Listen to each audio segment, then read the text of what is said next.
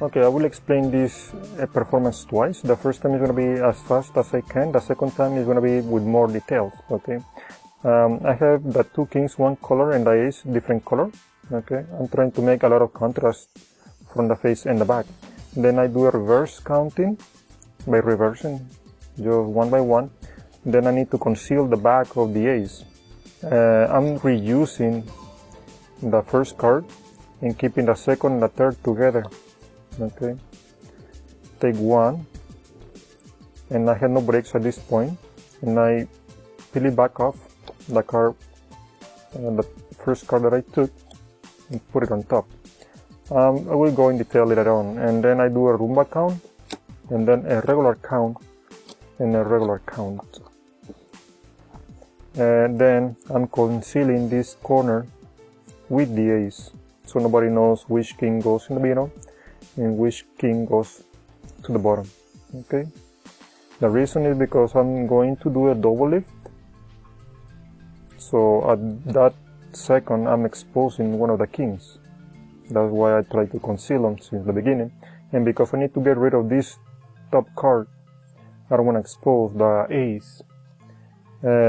I'm trying to keep the thumb until my wrist reach 45-degree angle while spinning, then I let go. Okay, clip this card with the index and middle finger and grab these two square, and then pretend you're putting this card in the middle. You need to struggle or pretend you're struggling, but don't just do this because this card is actually going all the way to the bottom. Okay, so just don't make it too obvious. And then I'm gonna spin the two cards from the bottom. Okay, I will explain that later on. Then I show the ace by bending the ace, okay, while showing it to the spectator. Then I bend these two cards the opposite way.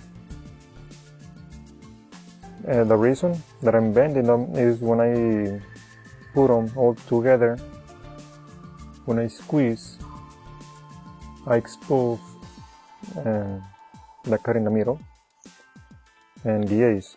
But for me to conceal the color or the back of the ace, I'm pushing up here with the index finger while pointing the ace. Then I go back down completely parallel to the floor. Then I squeeze to reach the card in the middle with the middle finger.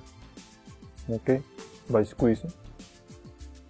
Then I do the exact same thing as the first time. I square, pretend I'm gonna put this card in the middle by struggling a little bit, but it actually goes all the way to the bottom. Then I will spin the two cards from beneath once again with the purpose of showing the color of the ace, the back. And that's it. There is a variation. Instead of doing the squeezing method, you can do the glide method. And notice I have the grip, the index, and the thumb. The second, third, and fourth finger, I'm going to bend them right beneath. And I'm going to hold that in position with the pinky finger, the ace. The pinky, notice the pinky, goes back a little to pull this card behind so I can reach the card in the middle. And bring this back so you can grab it from below. Then again, pretend you're putting the card in the middle, but it goes all the way to the bottom. And spin the two cards below again. And that's it for this quick explanation. Now I will go into details. Okay, so this is going to be the detailed explanation. Notice I do a regular reverse counting. Then I try to keep the same grip and the same speed in the process of concealing this ace. The way to do it is I peel off the top card, then I completely square. Okay, I'm not opening any fingers, just the tips. Okay, let me put it face up. Notice when I take this card and put it back down, there is no movement in my fingers. And there is no breaks neither. So I can just peel it off again and reuse it. 1, 2, and 3. That's it. With no breaks. There is another way you can do a break. maybe this is going to be a little bit secure. I take the top card, then the tip of this index finger. It's not really in the front or below, it's a little bit above. Okay, so when I bring it back down, I'm putting these two cards above the tip of the index finger, above the flesh. Okay, so I can keep or clip these two top cards with the index, the tip, against the hand. Hold them in position while retaking the card from below. Take one, the flesh or the tip, separate the second and the third card from the top one, which is the first one that I'm taking. So I can retake and keep these two always in place so I don't expose the color. So that's going to be up to you.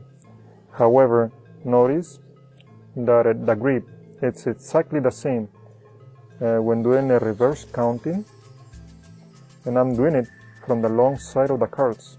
That gives me better results personally. I don't do it from the short side or from the corner, I do it from the long side. Maybe to do a regular reverse counting is not the big deal. The big deal is doing the same reverse counting. Well, it looks similar, but obviously I'm trying to conceal the ace. And then I did a rumba count. The rumba count is with a thumb below and then index, middle, and ring finger above. Turn over the three cards, fill up the top one, then turn back down whatever is left, in this case the kings, and then a regular count, and 3. So that way the rumba count looks like a regular count. Okay, the rumba count, regular count, and regular count. I pick up the ace, I conceal the corner right here, so nobody knows, not even the magician, you don't need to know which king goes in the middle, which king goes in the bottom, because I'm gonna expose one of the kings by doing the double lift.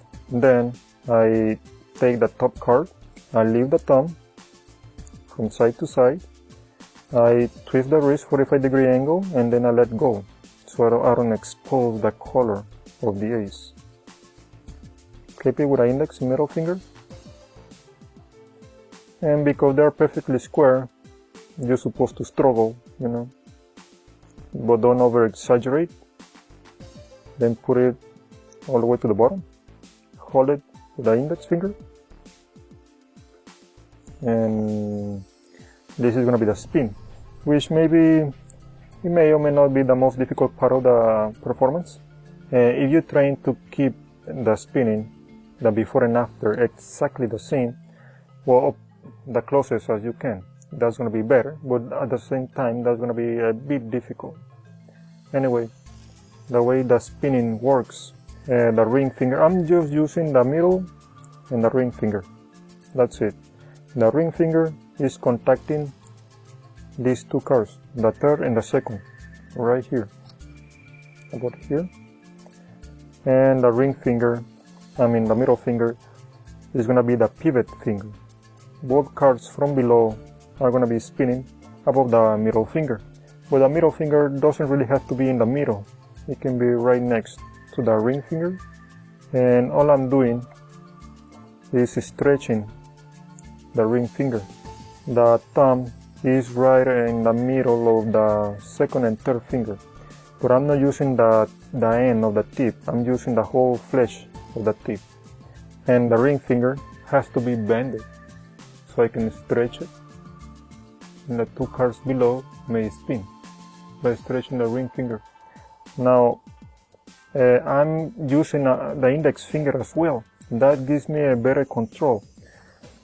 You don't have to use the index finger, but that's better in my opinion, because by stretching the ring finger I'm retracting the index, and that may give you a better control, so you may end up as square as you can.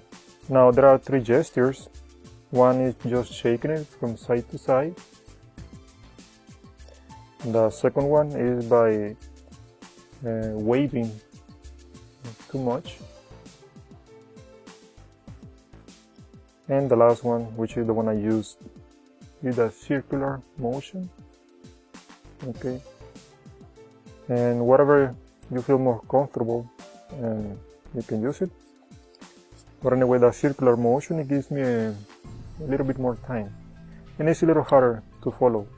I will make a little bit more emphasis on the spinning because I know this is one of the trickiest part for a lot of you.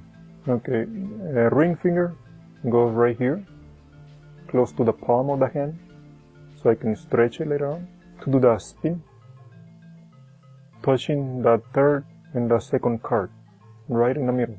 Okay. The ring finger, the middle finger, I'm sorry, goes about here, and I leave a stretch in the index finger.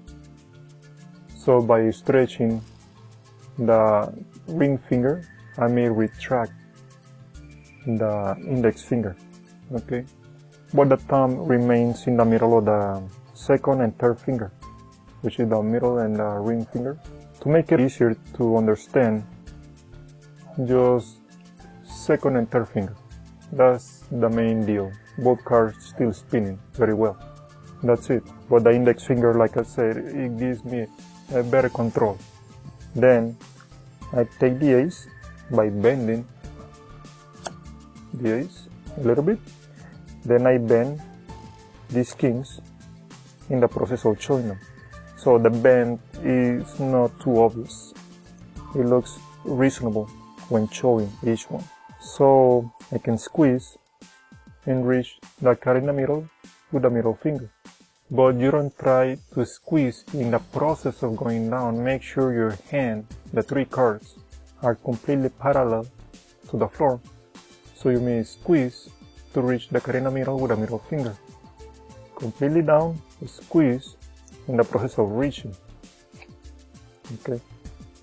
And that's it. And do exactly the same as the first time.